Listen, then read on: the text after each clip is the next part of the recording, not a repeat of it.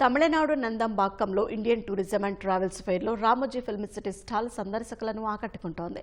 Film city అందిస్తున్న సేవలను సందర్శకులు అడిగి మరీ తెలుసుకుంటున్నారు. జూలై 16 నుంచి 18 వరకు సాగనున్న ఈ ప్రదర్శనలో ట్రావెలింగ్, టూరిజం, ఏవియేషన్, ఆతిథ్యానికి సంబంధించిన ప్రముఖ కంపెనీలు స్టాల్స్ను ఏర్పాటు చేశాయి. తెలంగాణ, ఏపీ, కర్ణాటక, గుజరాత్, ఢిల్లీ, ఛత్తీస్గఢ్ సహా 20 రాష్ట్రాల పర్యాటక శాఖ ప్రతినిధులు సైతం స్టాల్స్ ఏర్పాటు చేశారు. Sri Lanka, Malaysia, Thailand, UK, Dubai, Singapore వంటి దేశాలు సైతం తమ టూరిజం ప్యాకేజీలను సందర్శకులకు వెల్లడించాయి. ఫిల్మ్ సిటీ స్టాల్లో రామోజీ మూవీ మ్యాజిక్, సినిమా స్టూడియోలు, హోటళ్లు, రెస్టారెంట్లు, వినోద ఫీచర్లు సహా వివిధ రకాలుగా అందిస్తున్న సేవలను ఎగ్జిబిషన్లోని కాన్ఫరెన్స్ హాల్లో ప్రదర్శించారు. సెప్టెంబర్ 25 నుంచి నవంబర్ 2 వరకు రామోజీ ఫిల్మ్ సిటీలో జరిగే కార్నివాల్ వేడుకల గురించి వివరించారు. పాఠశాల విద్యార్థులు, యువత, ఫ్యామిలీల కోసం ప్రత్యేక ప్యాకేజీలు తెస్తున్నట్లు ఫిల్మ్ సిటీ ప్రతినిధులు తెలిపారు. అందరూ ఈ ఆఫర్లను వినియోగించుకోవాలని కోరారు.